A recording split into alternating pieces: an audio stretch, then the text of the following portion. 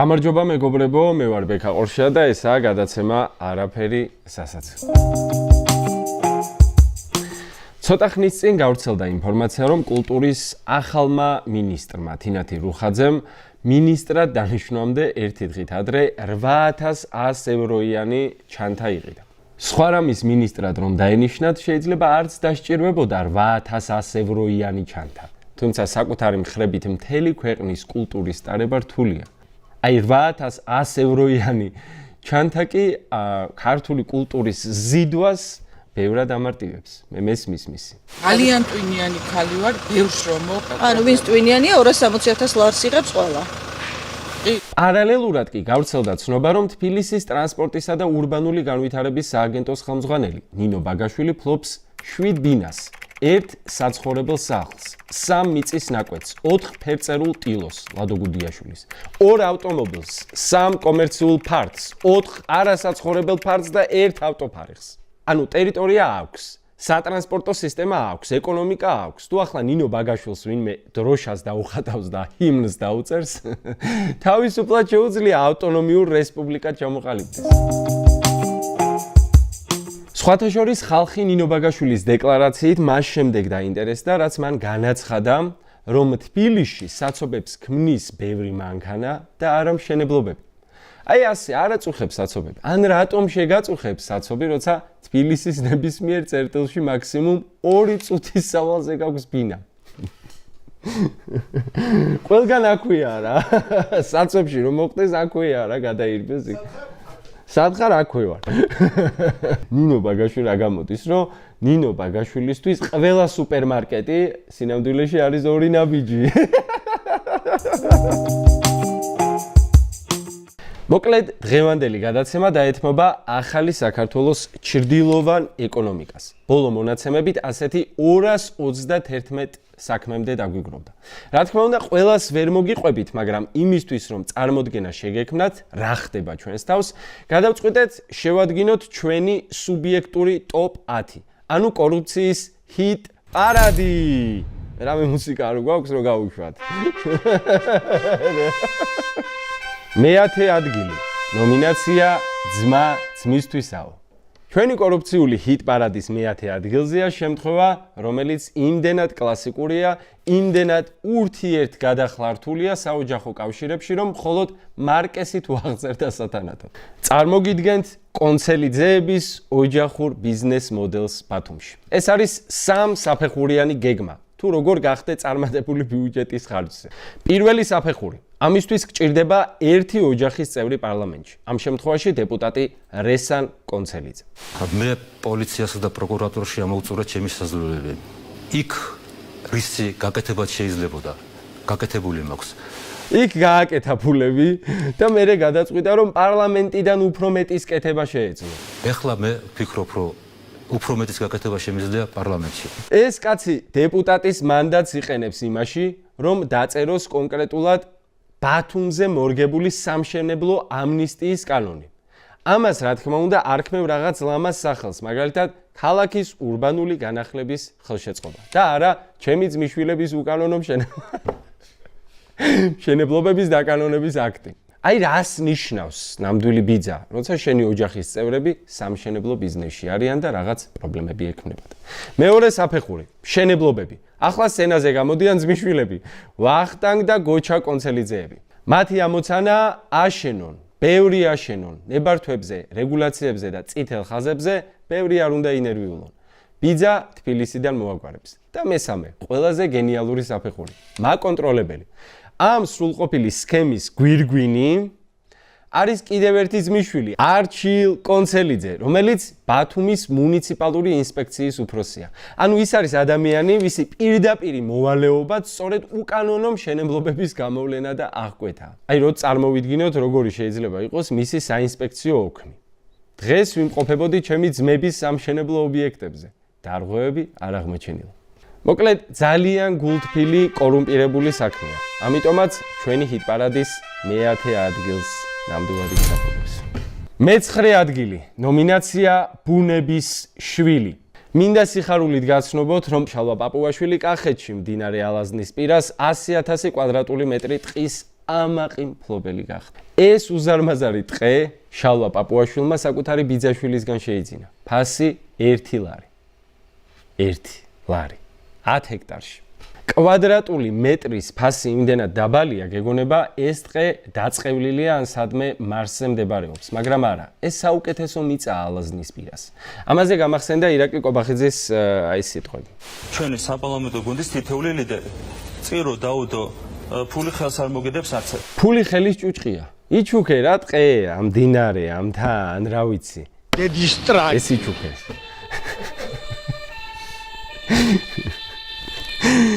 აი, დაგვიჭერენ ჩვენ. დაგვიჭერენ. მოკლედ, რატომ 1 ლარი? ბიძაშვილს რომ ეს ტყე მისთვის ეჩუქებინა, როგორც ნათესავები იქცევიან ხოლმე. მაშინ პაპუაშვილს, როგორც საჩუქრის მიმღებს, საბაზრო ღირებულებიდან საშემოსავლო გადასახადის გადახდა მოუწევდა. ეს კი დაახლოებით 200,000 ლარია. მაგრამ ნასყიდობა 1 ლარად, ფანტასტიკური გამოსავალი. ეს ხომ უბრალო გარიგებაა ორ მხარეს შორის. არც საჩუქარია, არც დიდი შემოსავალი. შესაბამისად, არც გადასახადი. ანუ პაპუაშვილს საქართველოს მოსახლეობასთან აქვს ვალი მინიმუმ 200,000 ლარი. ჩვენ მართლა შემდგარი სახელმწიფო რომ ვიყოთ, ახლა პაპუაშვილი სასამართლოში უნდა ხსნიდეს ამ მაქინაციას. მაგრამ ამჯერად ნისიების სრულში ჩავწეროთ უბრალოდ და მოვადრო, მოეკითხება. ყველას მოგეკითხებათ. აი მწამსვლელოდი. აი მე კი მეცინევა, მაგრამ აი იმ დღეს, როდესაც აი თქვენი განკითხვის დღე რო დადგება. მე ესე კი არ გავიღიმებ. მე ვიკრები საშილად მკაცრი და დაუნდობელი. ამ ყველაფრის ფონზე ისე შალვა პაპუაშვილი ყოველ მეორე გადაცემაში მაინც ევროპარლამენტში დაბუდებულ კორუფციაზე სწუხს. ის პოლიტიკური კორუფცია, რომელიც არის დაბუდებული ევროპარლამენტში, ცალკე პრობლემა არის. მოკლედ, დამსახურებული მეცხრე ადგილი შალვას და მის ტყეს და ტყესთან ერთად ასევე დამსახურებული დედის ტრაკი. დიდი მადლობა. მერვე ადგილი. ნომინაცია ყველაზე მზრუნველი ნათესავი. ჩვენ სიტპარადში შემდეგი ნომინაცია ეძღვნება ოჯახურ ფასეულობებს. ანუ იმას, რასაც როგორც იქნა ქართული ოცნება აკანონებს Deep State-ის ყველა მცდელობის საწინააღმდეგოდ. ამბავი ასეთია: ნინო წილოსანის ნათესავი ომარ ხატიაშვილი სახელმწიფო აუქციონზე ყიდულობს 30,000 კვადრატულ მეტრ მიწას კახეთში. კვადრატულ მეტრს 5 ლარად. მოკლედ, სახელმწიფომ ამ ხატიაშვილს ასე იაფად მიწა საინვესტიციო პროექტის განსახორციელებლად გადასცა. ხატიაშვილი ვერ ასრულებს ნაკის საინვესტიციო ვალდებულებებს და რას აკეთებს სახელმწიფო ამ დროს. რა თქმა უნდა, თავისი უსაზრო გულმოწყალებით პატიობს მას ამ ვალდებულებას და ვადასაც უხანგრძლივებს. ვინაა გვანცა წილოსანი? ომარის სოლი და ამავე დროს ნინო წილოსანის მამის, ბადრი წილოსანის ძმის შვილი და მისი ბიზნესების მმართველი. უცხო თვალისთვის შეიძლება დამაბნეველი იყოს ეს გენეალოგიური ხე, მაგრამ ჩვენ ბრაზილიურ სერიალებზე ვართ ნავარჯიშები. ვიცით, ვინ ვისი მამიდაა, ვინ ვისი ქვისლია, ვინ ვისი მაზლია, ვინ ვისი დედაა, ვინ ვისი მამაა. ეს ბოლო ხანდახან არ არის ხოლმე ძალიან ცხადი ბრაზილიურ სერიალებში. ფრანცისკა. მე მამა შენი ვარ. მოკლედ, ეს იღბალი, როგორც ჩანს, არა ერთჯერადი მოვლენა, არამედ ძლიერი აურაა, რომელიც წილოსნების მთელ ოჯახს თან სდევს. განსაკუთრებით მას შემდეგ, რაც ქალბატონი ნინო პოლიტიკაში აქტიურად ჩაერთო. მაგრამ ამ ნაშოვნ მილიონებს თავისი საფასური აქვს და ეს საფასური პარტიის სამეფლად ასეთი სიგიჟეების ლაპარაკია. ვიყიდე ერთ-ერთი რაღაც ბოტასი, რომელსაც ეწერა ენი და რაღაც სიმბოლური იყო ანუ ნინოსთან ენი და რაც თავი არ ქონდათ სხვა ზომა, ქონდათ მხოლოდ 41. და ეს შემთხვევით აღმოაჩინეთ მე რომ 41 რაღაც ჩემი ასე ვთქვათ პარტიის ნომერიც იყო და რაღაცა ისეთი იყო სიმბოლური, მოკლედ ამას ძალიან ტკბილი მოგონებები უკავშირდება 41 ბოტასი ჩემოვიარე მთელი ლანჩხუთი და ჩოხატაური. მოდით ძალიან მოკლედ გავიხსენოთ ნინო წილოსანის კარიერული გზა. 2016 წელს დეპუტატი ხდება. 2021-ში გენდერული თანასწორობის საბჭოს თავმჯდომარეა. 2024-ში კი უკვე პარლამენტის თავმჯდომარის მოადგილე. და აი სანამ მისი ვარსკვლავი პოლიტიკურ ცაზე მაღლა და მაღლა მიიწევდა, რაღაც საოცარი ხდებოდა მიწაზე. კონკრეტულად კი თბილისის საქალაქო სასამართლოში. გახსოვთ 2013 წლის ერთი პატარა საქმე. საქმე, რომელზეც ნინო წილოსანის მამას, ბადრი წილოსანს და მაშინდელ ქმარს ვლადიმერ აბულაძეს ბრალი ედებოდა სახელმწიფოს კუთვნილი 65 მილიონი ლარის მითვისება გაფლანგვაში. მოგეხსენებათ, ჩვენი მართლმსაჯულება ზოგჯერ ელვისებურად სწრაფია. მაგალითად, სტუდენტს 12 დღეს მიუჟის წამოძახილისთვის, ზოგჯერ კი ძალიან ჩაფიქრებული და დინჯი. განსაკუთრებით კი მაშინ, როცა საქმე მაღალი თანამდებობის პირის ოჯახს ეხება. ამ შემთხვევაში სასამართლო იმდენად ჩაფიქრდა, რომ ამ საქმეზე ფიქრს 10 წელიწადი მოანდომა.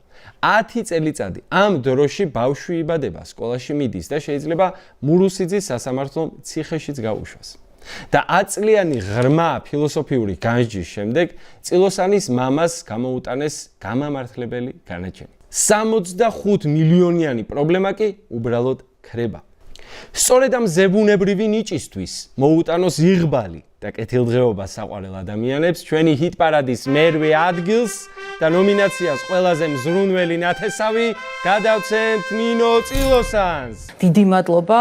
მე-7 ადგილი. ნომინაცია წვიმის კაცი. ჩვენი კორუფციული ჰიტ პარადი გრძელდება, არ მოდუნდეთ მეგობრებო. და ახლა გავიმგზავრებით ულამაზეს სვანეთში. წარმოგიდგენთ ჩვენს შემდეგ ნომინანტს. გაიცანით შეპესე ქორულდი, ახალგაზრდა, 2020 წელს დაბადებული კომპანია, რომელმაც ფენომენალურ წარმატებას მიაღწია. სულ რაღაც 3-4 წელიწადში მან მესტიის მუნიციპალიტეტისგან 17 მილიონ ლარამდე ღირებულების ტენდერები მოიგო. რა არის ამ ბიზნეს სასწაულის საიდუმლო? ინოვაცია, დაბალი ფასები, ხელოვნური ინტელექტი? არა, პასუხია ვიქტორ ჯაფარიძე. მარჯვი ზევით უჩველი მიწებია. როგორ გეკადრებათ? ჩემი რა, ჩემი საძმო. მოდით ჩაუღრმავდეთ მათ უნიკალურ ბიზნეს სტრატეგიას. ქორულდის მთავარი კოზირი კონკურენტებთან ბრძოლაში კონკურენციის არარსებობაა. მათ მიერ მოგებული 10 ტენდერიდან 7-ში კონკურენტი საერთოდ არ ყავდა. როგორ იდგებით იცით და გინდათ რომ მოსახლეობას ესე მიყიდოთ. მოსახლეობა იცით რა მოიგოთ, მე რა მოიგო. იმ სამ შემთხვევაში, როცა ვიღაცამ მაინც გაბედა და კონკურენცია სადა, ის კონკურენტები უბრალოდ თითის ერთი დაჭერით, ხილაკზე ერთი დაჭერით დისკვალიფიცირდნენ. ძალიან მარტივია. მაგრამ ყველაზე ბრწყინვალე არის მათი საფასო პოლიტიკა. მოგებული 10 ტენდერიდან 9 შემთხვევაში ქორულდის მიერ შეთავაზებული ფასი ზუსტად 1 თეთრი სიზუსტით ემთხვეოდა მერიის მიერ გამოცხადებულ მაქსიმალურ სავარაუდო ღირებულებას. ბოლოს მე მსგავსი მათემატიკური ნიჭი მხოლოდ დასტინ ჰოფმანის ფილმში წვიმის კაცი მინახავს. და ვინ დგას ამ ფენომენალური კომპანიის უკან? ვინ არის მისი მფლობელი დავით ჩართულანი? უბრალოდ ნიჭიერი ბიზნესმენი? ილონ მასკი, რომელმაც სვანური ქუდი დაიფარა? არა, ის არის ბოლნისის გამგებლის ყოფილი მოადგილე. და რაც ყველაზე მთავარია, ხალხის ზალის დეპუტატის და ოცნების მსხვილი შემომწირველის ვიქტორ ჯაფარიძის შვილის ბიზნეს პარტნიორი. ასეა ეს ამბავი. რო რაღაცა ჩემი შვილი არის, ჩემ შვილს ცხოვრების უფლება არა აქვს, როგორ გეკადრებათ? მაგრამ ამ ყველაფრის ფონზე მე მაინც მჯერა ვიქტორ ჯაფარიძის ამ სიტყვების. პირნათელი ვარ სახელმწიფოსთან, მთელი ჩემი ცხოვრება. შეიძლება დაარღვევს. სახარებაზე დაგიფიცებთ. მიუხედავად იმისა, რომ ვიქტორ ჯაფარიძემ ხადზე დაიფიცა, ჩვენ მისი მაინც არ გვჯერა, ამიტომაც ბიზნეს გამჭრიახობის დასაფასებლად ჩვენ მას ვანიჭებთ დამსახურებულ მე-7 ადგილს. მე-6 ადგილი. ნომინაცია ადი გენიალური სქემა. ახლა კი დროა დავანგრიოთ ერთი მითი. მითი იმის შესახებ, რომ საქართველოში ბიზნესის წამოწყება რთულია, რომ ბიუროკრატია და გამოცდილების არ ქონა ხელს გიშლის. ეს ყველაფერი ტყუილია, მეგობრებო. თუ გინდათ ნახოთ, როგორი მარტივია გახდე წარმატებული მეწარმე, უბრალოდ ადიგენის მუნიციპალიტეტს უნდა ესტუმროთ. მერი გოჩა ქიმაძე სამაგალითო ლიდერია. მისი შვილის ბიზნეს პარტნიორმა კომპანიამ მერიისგან ტენდერები მოიგო. შემდეგ კი კეთილი ნების გამოსახატავად ეს კომპანია პირდაპირ მერის შვილს აჩუქა. ხედავთ, ბიზნეს კი არ ყიდულობ, ჩუქნიან. მას შემდეგ რაც ის უკვე კარგადა გაჯერებული საბიუჯეტო თანხებით. ამის მერე კი მერის შვილის კომპანიის ახალმა დირექტორმა, როგორც კი დაინიშნა, ეგრევე პირდაპირ შესყიდვების მიღება დაიწყო. მაგრამ აპლოდისმენტები და ოქროს მედალი თავხედობისთვის ეკუთვნის ადიგენის მერიის ქონების მართვის სამსახურის უფროს ვინმე ვაჟა გუტაშვილს, ფოტოც არიზებნება. ის არის იმ კომისიის წევრი, რომელიც შესრულებულ სამუშაოებს იბარებს. და ვინ ასრულებს სამუშაოებს? მისი ძმა. მამუკა გუტაშვილი. და რას აკეთებს ბატონი ვაჟა? ის ხელს აწერს მიღება ჩაბარების აქტს, სადაც შავით თეთრზე წერია, რომ ის არ იმყოფება ინტერესთა კონფლიქტში მიმწოდებელთან. ანუ ასე ეკითხებიან, თქვენი ძმის სამუშაოებს რომ იბარებთ, ეს ინტერესთა კონფლიქტი ხომ არაა? და ეს პასუხობს, რა კონფლიქტი, კაცო, ჩემს ღვიძლს მასთან, ჩხუბიც კი არ მქონია. ჯამში ადიგენის მერიასთან დაკავშირებულმა 15-მა პირმა 2 მილიონ ლარზე მეტი მიიღო. ამ თანხის 78% კი პირდაპირი შესყიდვებით და უკონკურენტო ტენდერებით. მაგრამ ამ ყველაფრის მიუხედავად, მაინც ძალიან დიდ სანდოობას იწვევს ამ კაცის ეს გულიდან ამოსული სიტყვები. არც ერთი წუთი არ იქნება დაკარგული რაღაც კერძო ჩემს პირად საქმიანობაზე, იქნება ყველა დრო დახარჯული მუნიციპალიტეტის კეთილდღეობაზე. თვითონაც რო ეღიმება თავის ნათქვამს. გედის ტრაკი. აი ხა გაიღიმ. მოკლედ ჩვენი მე-6 ნომინაცია ადი-გენიალური სქემა დამსახურებულად გადაეცემა ადიგენის მუნიციპალიტეტის მთელს ხელმძღვანელობას. ტაში მეგობრებო. მე-5 ადგილი ნომინაცია რასაც აგასცემ შენია. ახლა კი მინდა წარმოგიდგინოთ ჩვენი ჰიტ-პარადის ერთ-ერთი ყველაზე ბრწყინვალე ვარსკვლავი. ეს არის ისტორია კაცზე, რომელმაც დაამტკიცა, რომ რაც უფრო გულუხვი ხარ, მომავალში მით უფრო მეტი მოგეცემა. უბრალოდ გულუხვის საარჩევნო პერიოდში უნდა იყო მართველი პარტიის მიმართ და მოგეცემა არჩევნების მერე ბიუჯეტიდან. გაიცანით ქართული ოცნების დეპუტატი, დელეგატი ქობულეთიდან ბიზნესმენი გიორგი ჭყონია. ზოგადად რომ შევაფასოთ, მისი კომპანიები სახელმწიფო შეწყიდვებში თითქმის 392 მილიონ ლარს ითვლიან. ჩვენ ასევე ვიცით, რომ მან და მისმა ბიზნეს პარტნიორებმა მართველ პარტიას ჯამში 1,4 მილიონი ლარი შესწირეს. 2024 წლის 26 ოქტომბრის საპარლამენტო არჩევნებში ჭყონია ქოცების პარტიულ სიაშიც დაფიქსირდა და სულ მალე მისმა კომპანია გზამ პატარა მილოცვის ბონუსი მიიღო სახელმწიფოსგან და პატარა ბონუსში მე ვგულისხმობ 37 მილიონ ლარს ახალ სახელმწიფო კონტრაქტებში. ეს არის ფულის და ძალაუფლების მუდმივი მოძრაობის ძრავი. სისტემა, რომელიც თავის თავს კვებავს და სულ უფრო იზრდება. შენ ეხმარები პარტიას, პარტია გეხმარება შენ და ერთად ეხმარებით ბიუჯეტს დაცლაში. ამიტომ, როცა გესმით სიტყვები პოლიტიკური ერთგულება, ნუ იფიქრებთ იდეალებზე, იფიქრეთ 37 მილიონიან ტენდერებზე, რომლებიც არჩევნების მეორე დღეს გელოდებათ. ასე რომ მე-5 ადგილი და ნომინაცია რასაც აგასცემ შენია, დაუმსახურებელი ტენდერებისთვის სრულიად დამსახურებულად გადაეცემა გიორგი ჭყონიას. ასევე ტაში მეგობრებო. ტაში და გედის ტრაკი. მე-4 ადგილი და ნომინაცია დევიდ კოპერფილდი. მეგობრებო, ახლა კი მინდა მოგიყვეთ ერთი ჯადოსნური ისტორია. ისტორია იმაზე, თუ როგორ შეიძლება თვალის დახამხამებაში გაქრეს მთელი უნივერსიტეტი და მის ადგილას პადელის კორტები გაშენდეს. ამ ფოკუსს წარმოგიდგენთ ბიზნესმენი და შეთავსებით ირაკლი ღარიბაშვილის ნათელ მირონი, ნოშრევან ნამორაძე. აი ეს კაცი. 12 წლის სადიყავით. გახსოვთ რამ საერთოდ? დაისვენა ქვეყანა. აბა ვნახოთ, როგორ დაისვენა ქვეყანა. დავიწყოთ თავიდან.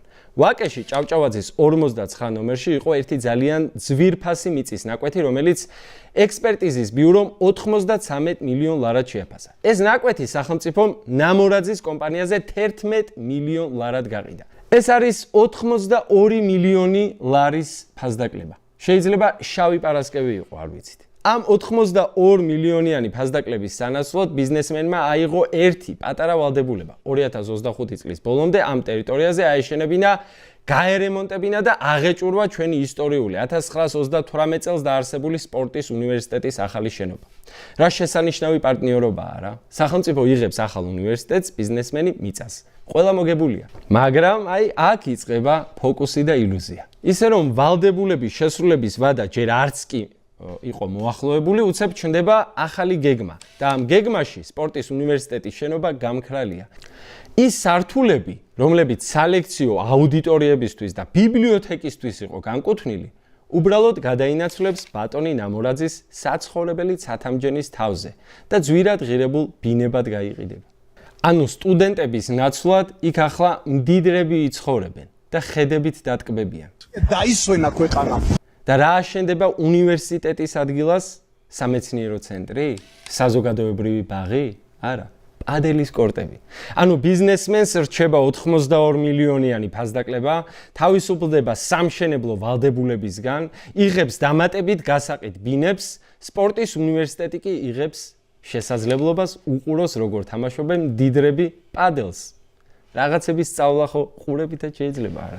ხალხი YouTube-ით სწავლობს რაღაცებს. თუ გინდა, ყოველთვის ისწავლე. Tამდენად ნოშიკო ნამორაძეს ნამდვილად ეკუთვნის მეოთხე ადგილი და ნომინაცია დევიდ კოპერფილდი. ძალიან წეზერს ალამს ვერ დაასწრებ, მეზობლები ესე აფასებენ. მესამე ადგილი და ბრინჯაოს პრიზი. მეგობრებო, ყველა ერს სჭირდება თავისი გმირი. ამერიკას ყავს სუპერმენი, გოთემს ბეტმენი. როგორც ჩანს, საქართველომაც იპოვა თავისი სუპერგმირი. ადამიანი, რომელსაც აქვს წარმოუდგენელი უნარი, მიიზიდოს ჰიდროელექტროსადგურები. გაიცანით. კოკოლაშვილი. დღისით ის უბრალო მშვიდი ბიზნესმენია. მას არც თვალშისაცემი კოსტიუმი აცვია და არც ბეტმობილი ყავს. მაგრამ მას ბევრად უფრო ძლიერი რამ აქვს. ბიძინას ნომერი. კოკოლაშვილი არის ბიძინა ივანიშვილის დეიდაშვილის, უჩა მამაცაშვილის სოლის ძმა. ურას რეებში ვართ ბიჭო. ამ ყველაფერმა სხვათა შორის მომცა ახალი სტარტაპის იდეა. აი ხომ არის კომპანიები, რომლებიც ჩვენს წინაპრებს იკვლევენ და გენეტიკის მიხედვით გეუბნებიან, რომ თურმე ჩინგის ყაენის შორეული შთამომავალი ხარ. ხო და იმავე ტექნოლოგიის გამოყენებით, შენ მე გადამიხდი ფულს, მე კი ვიპოვი სანათესაო კავშირს ბიძინასთან. დაგიდასტურებ, რომ ხარ ბიძინას ძმისშვილის ქვისლის ბაბუის მეორე ცოლიშვილიშვილი. მოგცემ დოკუმენტს და შენც შანსი არა ერთ-ორ დღეს ან დინარეს რომ არ გამოკრა ხელი. აი ასე. მოკლედ, კოკალაშვილმა ყოველგვარი შეჯიბრის გარეშე მოიპოვა 29 ჰესის მშენებლობის ექსკლუზიური ნებართვა, მეგობრებო.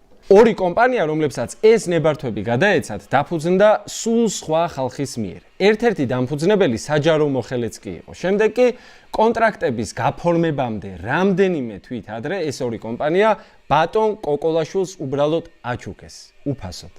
წარმოიდგინე, რომ აი ასე, ერთ დღეს ორ ცარიელ კომპანიას გჩუქნიან. ამ ცარიელ კომპანიებს სახელმწიფო 29 ჰესის მშენებლობის უფლებას აძლევს და ამის მერე გეუბნება, რომ რამე არ ინერვიულო შენს მიერ გამომუშავებულ ელექტროენერგიას 15 წლის განმავლობაში გარანტირებულ ფასად შევისყიდითო.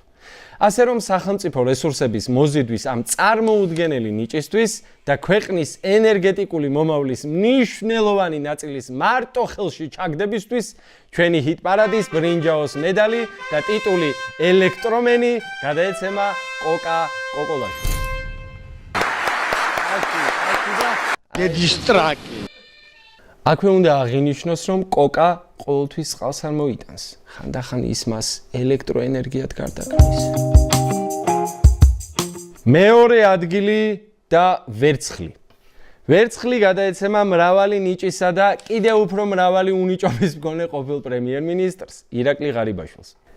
ღარიბაშვილის ოჯახზე, ნათესავებზე, მეგობრებზე ერთი დიდი საგის დაწერა შეიძლება. ავიღოთ თუნდაც ელდარის ველების კრიმინალური საგა. ერთი შეხედვით ეს ორი ბიზნესმენის დავაა მიწაზე. მაგრამ როგორც კი საქმეს ჩაუღრმავდებით, აღმოვაჩენთ, რომ ეს არის ისტორია იმაზე, თუ როგორ მუშაობს პრემიერის კრიშა. როცა ერთ-ერთ ბიზნესმენს პრობლემა შეექმნა, ის დახმარებისთვის მივიდა არა სასამართლოში, არამედ ღარიბაშვილის ნათესავთან, ზურაბ გონაშვილთან, იგივე კაკაშასთან.